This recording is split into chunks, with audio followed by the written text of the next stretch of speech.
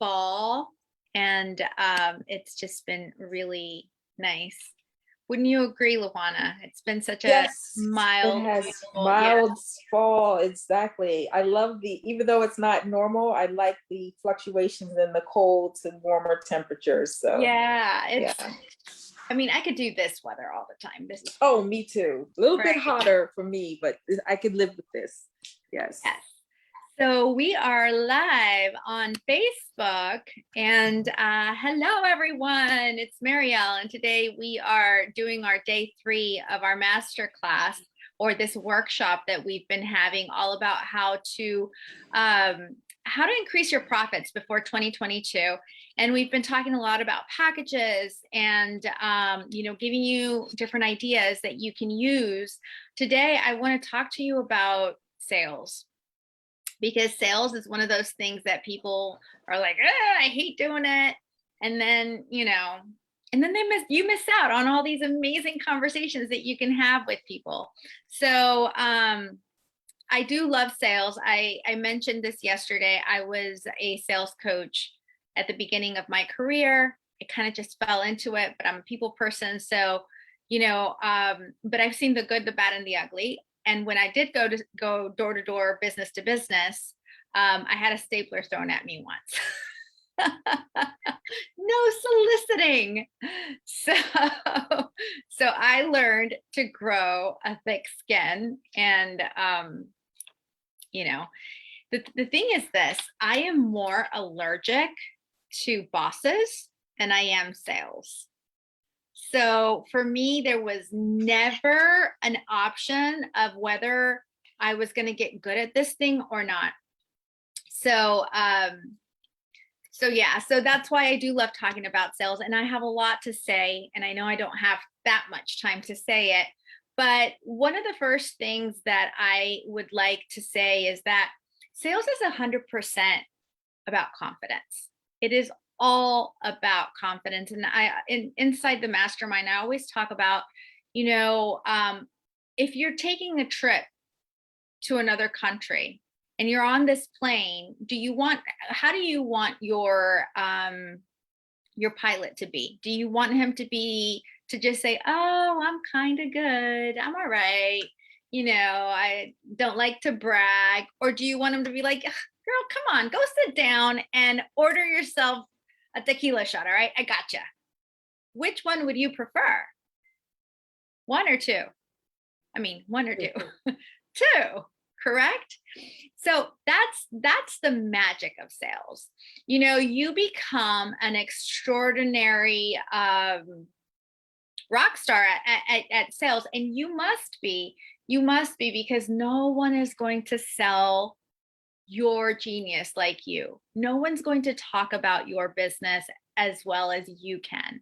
No one really understands that. So that's really, really important to understand that it's paramount to own how good you are and the results that you can give someone, right?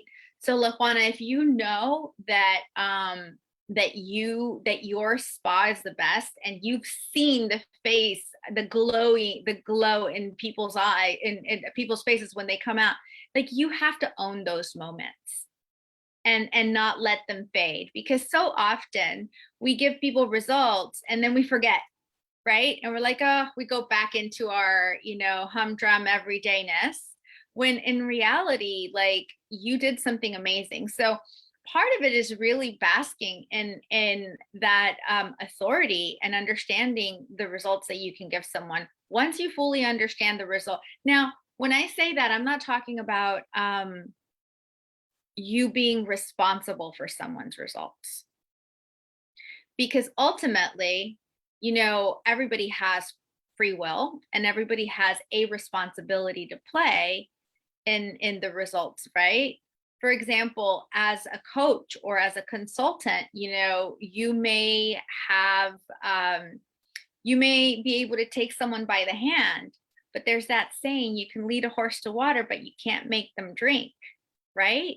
Or they may get a beautiful, amazing facial once, but then they don't drink water ever. So, your facial didn't really work out. So there's always a level of responsibility that needs to be, that you need to feel okay. And one of the things that I see a lot of coaches in the coaching business specifically is that, you take on the whole thing. And if they can't take that result, then you're no good. You're no good. And I'm just going to call it like it is. That's bullshit. Because you are good. Your systems are good. What you offer is amazing, but we have to learn how to hold our clients as powerful so that as we bring these tools and systems into their life, they also are able to bring their responsibility to meet that. So with that said, it's really, really important, like I said, to own the results. If you feel confident about what you can do for someone, sorry, my eyelash here is sticking.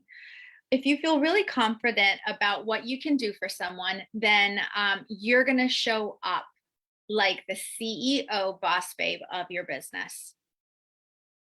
And let's face it, when we're first starting and building our business, it's hard to show up that way if we don't have a client, or if we really want one, or, there's all these imposter syndromes. But I guarantee you that the day you show up as the badass that you are, without being cocky, I mean, listen, I'm not saying to be that way or arrogant, but to be to know what you can do for someone, your vibe, what you say, and how you lead the conversation is going to be more powerful. And ultimately, if somebody shows up in a conversation with you, it's because they want your help. They want you to lead them. And so think about the last time you had a conversation and how you showed up. It's very easy to show up and want to be liked instead of leading them. Who in here wants to be liked? Yeah. So, and listen, this has happened to me. You go as the CEO boss babe of your business, and sometimes you're running a solopreneur business. You wear so many hats. You show up to that phone call, and you just want a friend, but they don't need a friend. They need an expert. So it's so important before you show up in a sales call to put on the expert hat. And then the other thing is to really, really take this opportunity seriously in terms of, this person is in enough pain to get on a phone call with you. So you need to be 100% honest with them. Because when we show up and we want to be liked, we're sometimes too nice, or we don't tell them the truth. And Leslie's saying, yep, I've been there. And again, this is all part of divine feminine leadership. You have to lead them through a conversation. And as long as you become the leader of the conversation, they're going to be receiving the wisdom that you've accumulated throughout these years. And ultimately that's what why they're there, right? So write this down. A couple things that pop into my head is being too nice and not telling people the truth, or what's really going to happen. If I sit there and listen, I have done it before. So, but if I sit there and I'm just like, oh no, your business is great, you're doing amazing, that's fantastic, then why are they there? Right? But sometimes we do that because we want to be liked, we want to be sweet. We were taught from early on to be polite. And I mean, let's call it like it is. It's in our DNA to be people pleasers. I mean, as women, we've survived this far by pleasing, right? So it's a little bit of a mindset shift. You show up as the pilot, and I know that I love getting on an airplane and the pilot's right there and he's ready to go. And he's like, hey, how's it going? Ready to go? Yes. All right, let's do this. That's the type of, let me admit Laura in here. That's the type of attitude that you want to have. So you want to make sure that another thing that's really, really important inside of a sales conversation as the leader of the conversation is to build rapport, build a lot of rapport, because this is the fun piece. You get to talk about, you don't have to talk about it. You get to talk about the most fun thing in your world, which is what you do, right? So I love that opening part of a sales conversation, because I get to see like who this person really is. You know, where they live, how many kids they have. That part is really important. But another part that about, or I should say, a slippery slope within that part is that you don't want to build a relationship so deep that then it's really hard for you to go back to leader mode. Because remember, we are always leading, because ultimately your responsibility is that they get what they need. So that's why you have to lead. So does anyone have any questions as of now? I can talk a lot, sorry. Questions about us, about sales conversations? Let me see over here.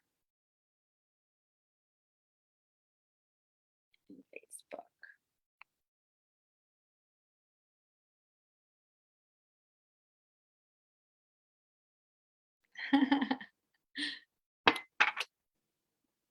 And said all the best people are late. So okay, so we just talked a little bit about confidence and how to own the results that you give someone. If you're not 100% sure about your results, I tell you, go write down 30 things that get to happen for an individual once they go through your program or service. And after about 5, you're going to be like, that's it. And then because I'm going to make you do this 30 piece list, you're going to find the truth of what happens for someone when they work with you. And you'll realize that it's so what you do for people is deep. Like, I know that I can help someone build a funnel, and I know I can help them organize their products and, you know, get their Facebook ads up and all of that. But that's just the surface. What happens when somebody really builds something that's dependable and they start making money, their confidence goes up, they show up in their relationships more powerfully, they become better parents, they become better role models.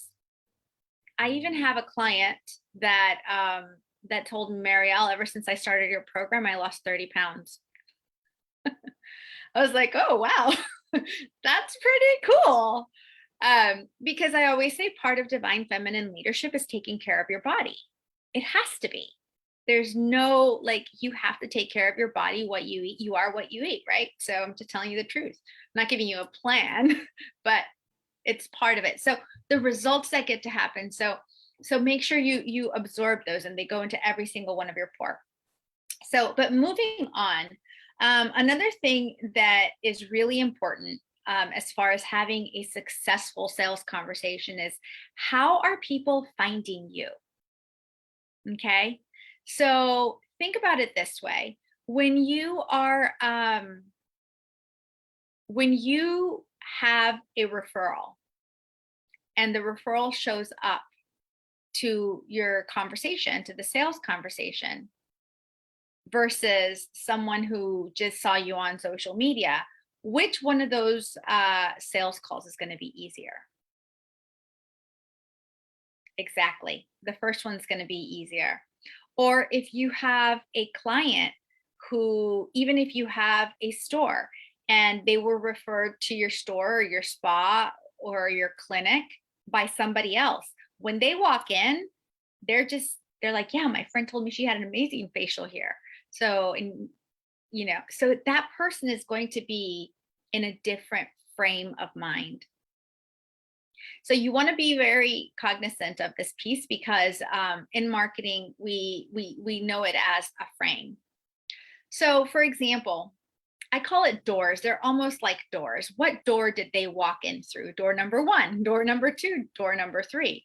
So when I have a sales conversation with someone that has purchased one of my products, or that just purchased, for example, your signature show or whatever other product, it's a very different conversation than when somebody just watches a video on YouTube. Now, they're two different doors, but the person who already purchased, they already know you, they like you, they believe, they took out their credit card for you. So the connection is different. You're already an expert in their mind because you went through the trouble of creating this path for that person to walk through. So imagine how much easier and more pleasant a conversation is whenever you actually show up and do a sales call with them versus someone who just watched a video, which both are great, but it's a different dynamic. And that's why it's called, it's a different frame. And there's so much that you can read about frames as well. And the biggest, most important thing about a frame, meaning what frame of mind someone is, telling you it's confidence, your confidence. Your confidence and ability to lead someone through a sales call. And you don't, and your mindset in like, I don't have to do this. I get to do this. I get to talk to this person. Whether they say yes or no, that's not my responsibility. My responsibility is to lead them through a sales conversation powerfully and to show them a mirror, like what they don't see. Because why do people search us out? Because they have blind spots, right? So if they have blind spots, they can't necessarily see what you can see.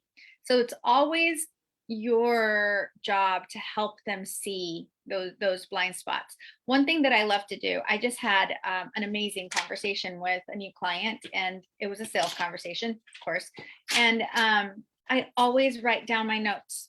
I have a ton of notes because I want to make sure that I understand her business completely. I want to make sure that I know what she's created already. And my brain is always on the creative part. Oh, we could do this, we could do that, we could do the other.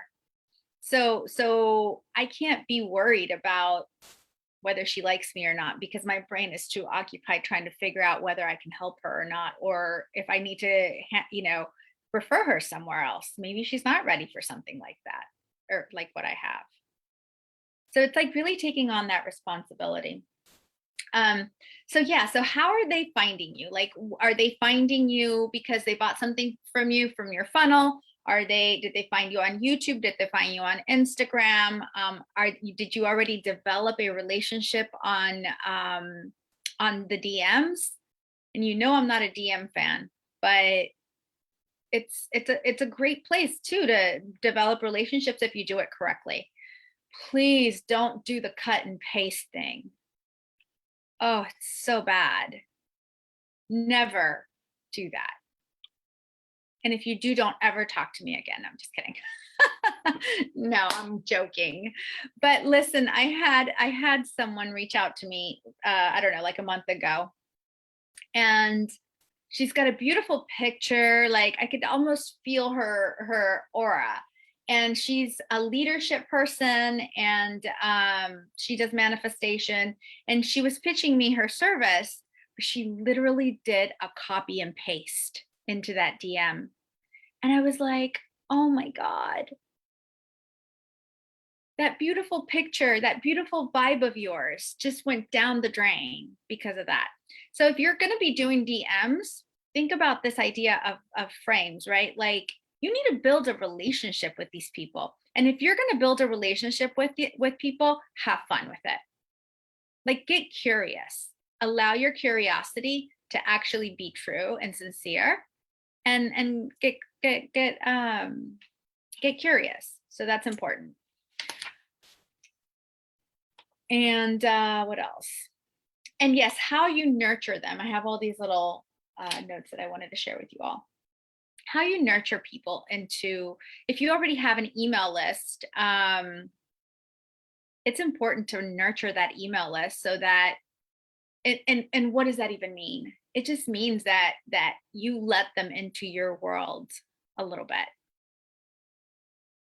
But if you're worried about, oh, they're going to get mad because I'm sending another email.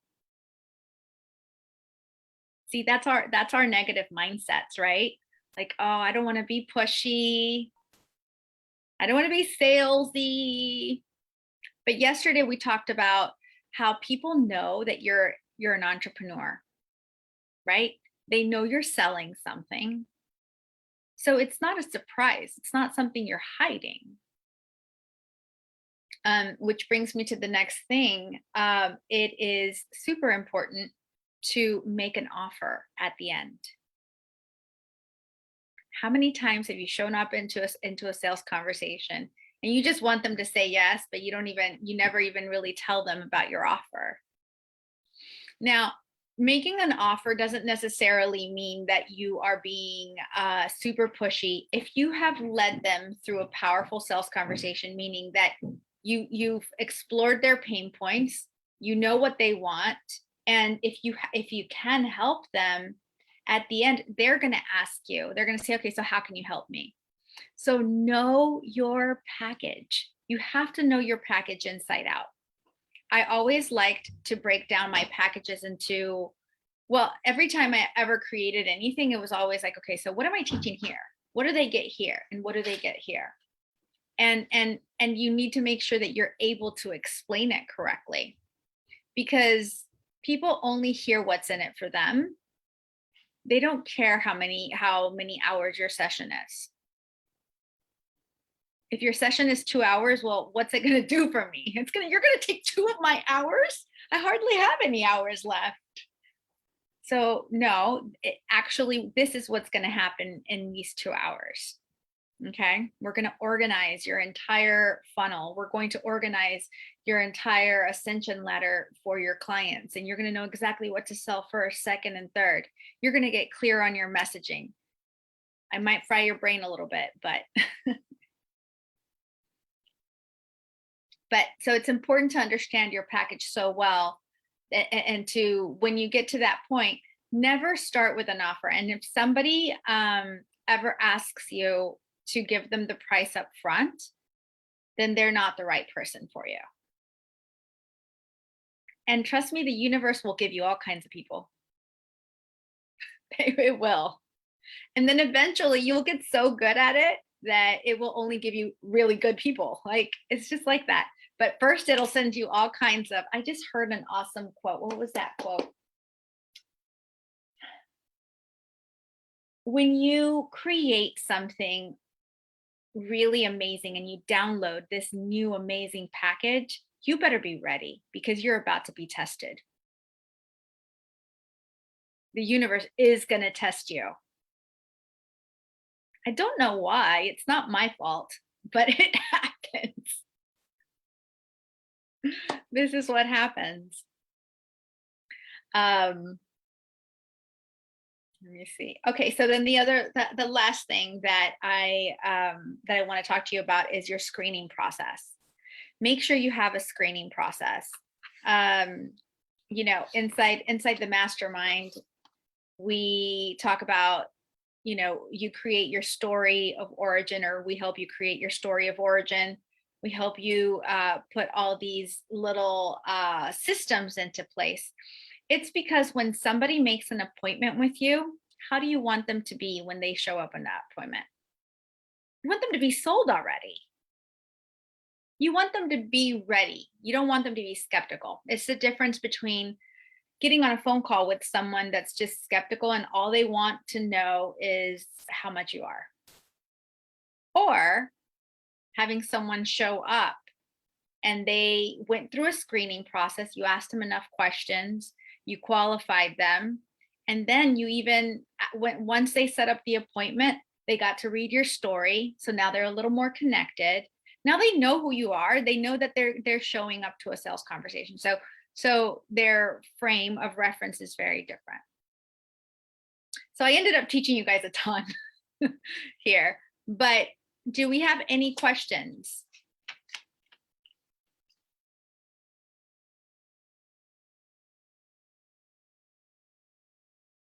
Tell me, I'm actually really curious, like what trips you up about sales, if anything does trip you up about sales, or how do you feel about it?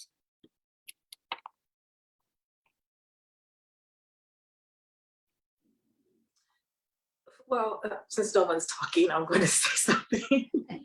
What it is with me is that I am a multi hyphenate, and so some things that I do are not the same value point as other things that I do, but in trying to give everybody a very thorough experience, I offer all of those things. Like I don't want to not offer something because sometimes that's the price point that people can come in with. And then after they come and experience it, then they're like, oh, you have these other things, I'm going to get this too, or I'll ask someone to get me a gift card or something like that. So I always feel like I don't know, like, where's the middle point to be able to say, well, we can start here, and then if that's not working, we drop down, or no, I want to take you all the way and have the whole total luxe package experience that you can have here. So that's all. And I just don't know how to, Where to start? Yes, basically where to start. Yes. That's a really good question, because when you have a lot of offers, it can be confusing. And that's why, sometimes it is recommended that if you're a coach, you have one offer and that's what you are focused on. Okay. But when you give people multiple, when you give them multiple options, things become confusing. Okay. I mean, how many of you, this was me at 5:30 in the morning, I'm buying a new fruit bowl on Amazon, a new fruit tower.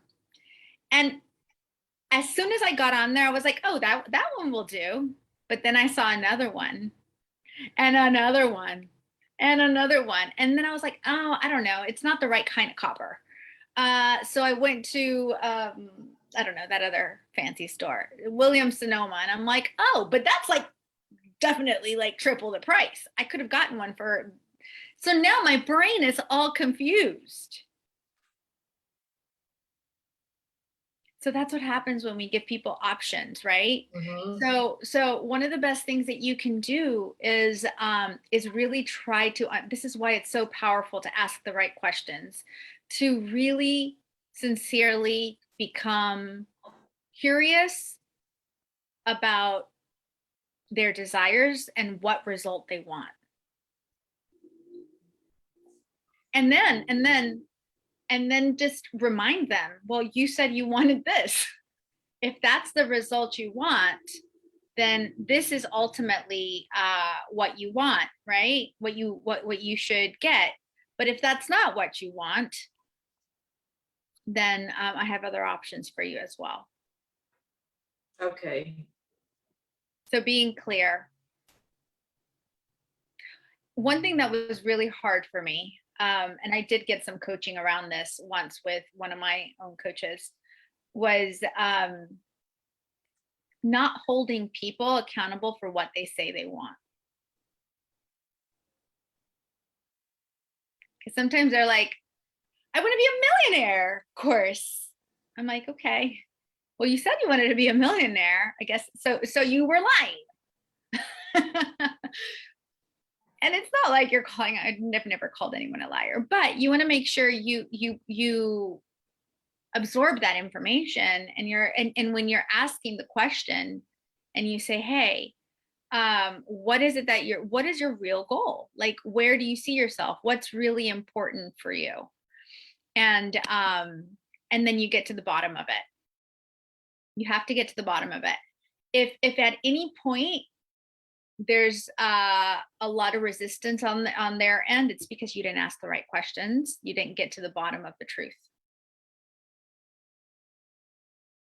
But this is what I love about sales in terms of modern mystics.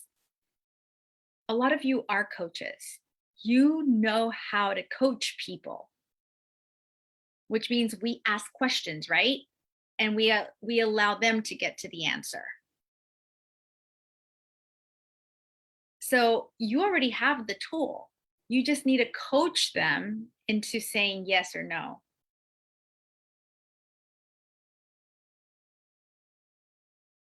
So Laura says sometimes they don't know what they want, or it changes. Exactly. But if you don't know what you want now, do you want to know what you want? So I noticed that you're struggling with not knowing what, not being, sure about what path to take, not knowing what you want. Is that something that you're comfortable with, or is that something you want to change? How do you want to feel? What are you committed to feeling? Right? So yeah, so I think that's really, really important in terms of sales. Any other questions? I noticed, Barbara, you came in. Leslie, you seem to have questions.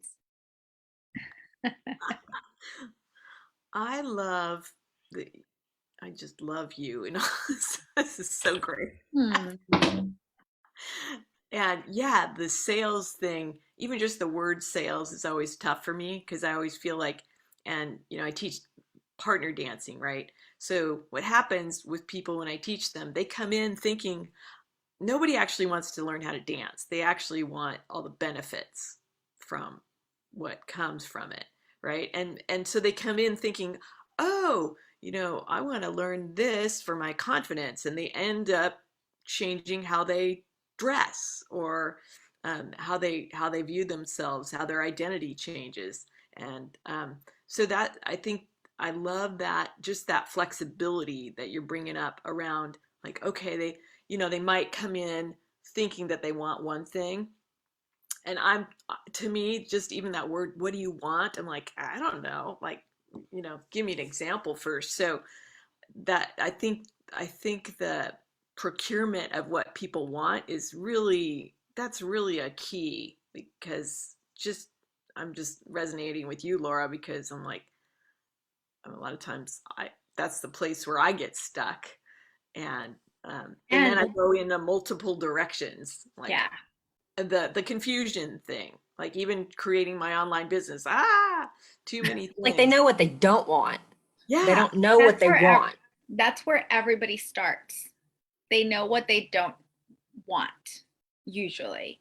And also sometimes it's our marketing. Sometimes we put ourselves in front of people that maybe they're a good fit for us, but not quite yet, because it's all about timing, right? So think of some of your client. There's always a journey for your ideal client. And sometimes you may be talking to people that are too early on in their journey. This is where your messaging is everything. Because if your messaging is designed to captivate them at when they're like hot and hurting, they're like, I'm done with being broke. I'm done with trying to figure this out on my own. I'm done with doing social media all day long. Then it becomes a much easier conversation. So I have Barbara says, hi, Marianne, everyone. Glad to be here again. I missed the beginning. Hopefully I'll be able to catch it. Yes. You should be able to see the replay, Barbara, inside the Facebook group. And we talked a lot about sales, and I gave you some different tips that I think will definitely be helpful. Yeah. Anything else? Sheila, any questions? And let me check out Facebook. No, thank you. I've enjoyed this conversation. I think the hardest part of sales calls is I kind of get an adrenaline rush and I have a hard time, containing the conversation into what I want it to be. That's kind of, and, keeping it in the framework that I want. And like, I have notes, but it's hard to make everything keep going the way I have kind of structured it in my mind. Yes, that's so good. That's such a great question. Yeah, you get excited. And they say excitement and fear do the same thing in the body. I heard that this morning. I was like, that's really crazy because I'm always either excited or I'm like, you know. So I think one of the things that you can that can really help you, Sheila, do you have a template or like a script of questions that you ask, the first, the second, the third question? I do. I have like a framework, and I think it's a pretty good one. I guess I have a hard time sticking to it. I kind of, maybe I'm even chickening out on certain parts of it. Like, I don't know, maybe I need to work on it because it doesn't always feel natural. Right. Because you may not feel like totally confident going into it. Yeah, I hear you. I can feel that. I can feel that energy. It may even feel a little bit like, especially if you're first getting started, a little impostery. Like, Yes. yeah. So that's going to go away the more conversations you have. So, what if I told you that I challenge you to get as many conversations booked in 1 week as you possibly can? Get 30 conversations booked in 1 week. And you actually got those 30 conversations booked. How do you think you would feel at the very end? Besides exhausted. I would feel so much better about them. Even the ones I've done, each one is better than the last, for sure. Yeah. It's all experience. If you only do one sales call every blue moon, then it's hard. Mm-hmm. It's hard because you have to start the momentum all over, Yeah. But once you get enough sales conversations under your belt, and you know that I recommend always having templated dates. Okay, so if you're doing your own conversations, and listen, by the way, you can also hire people to do your sales conversations for you, but you have to have enough leads going through. And you need to also allow some time for training people, but you can totally do it. I have a really hard time. I've worked with people doing it for me, but I have a really hard time letting go of it because I actually enjoy it. But I think one of the reasons why, and I think this happens with time, is that you get to be picky about who you work with as well. And when you see it in that way where it's not like you need them more than you're interviewing them, it's a different frame. So let me give you guys a quick way to see sales. When you go to the doctor, is the doctor nervous to see you? Nope. I mean, nowadays they're like, hurry up, come on, what's wrong with you? Let me write this down really quick. I'm going to ask you a few questions here because I have 30 other patients waiting for me. So they're trying to diagnose you. So sometimes that really helps to see yourself as the nurse practitioner, as the doctor, as the one who's asking the questions.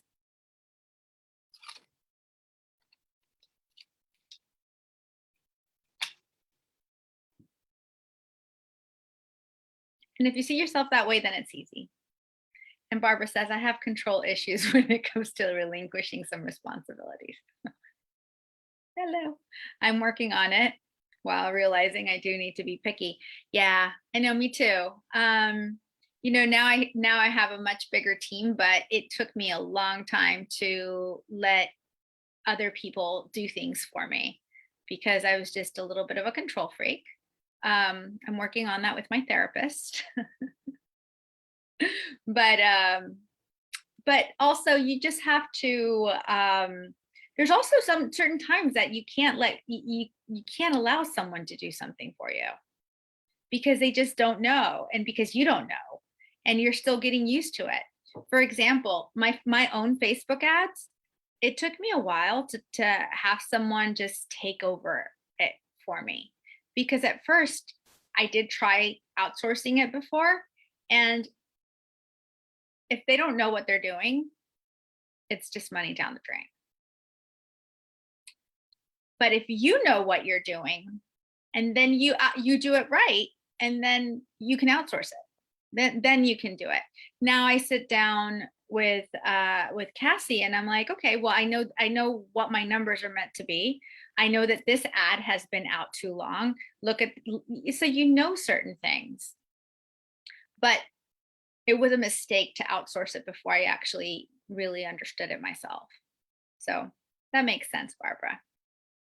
Yeah.